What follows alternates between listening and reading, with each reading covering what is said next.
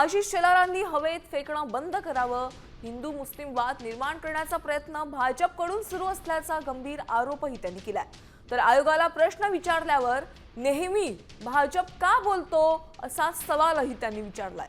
तर भाजपनं निवडणूक आयोगाचा प्रवक्ता होण्याऐवजी जनतेच्या मताचं बलशाहीपणा टिकवण्याचा प्रयत्न करावा असं आवाहन देखील त्यांनी केलंय। त्यांना हेच माहित नाही आमच्या भागात मुस्लिमांची संख्याच नाही आहे, त्याच्यामुळे ते हवेत फेकणं त्यांनी बंद करावं। एक विकास आघाडीचा जो मोर्चा होता त्या मोर्चामध्येही आम्ही निवडणूक आयोगाला प्रश्न विचारतो, भाजप का त्याच्यामध्ये पुढे येत आहे?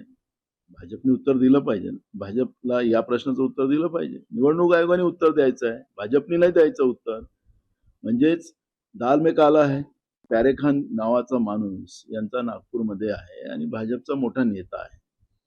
त्याला सगळे टोल पण महाराष्ट्राच्या मुंबई सहित त्याला दिले गेलेले आहेत। म्हणजे त्याची बिर्याणी चालते यांना। म्हणजे भाजपमध्ये असलेल्या मुसलमानांचा काही संबंध म्हणजे या विषयाला संबंध नाही। हा जो हिंदू मुसलमानाचा जो वाद निर्माण करून या लोकशाहीला कमजोर करण्याचं पाप हे लोक करायला निघालेले आहेत, त्यांनी हे पहिले थांबवावं, आमची त्यांना नम्र विनंती आहे।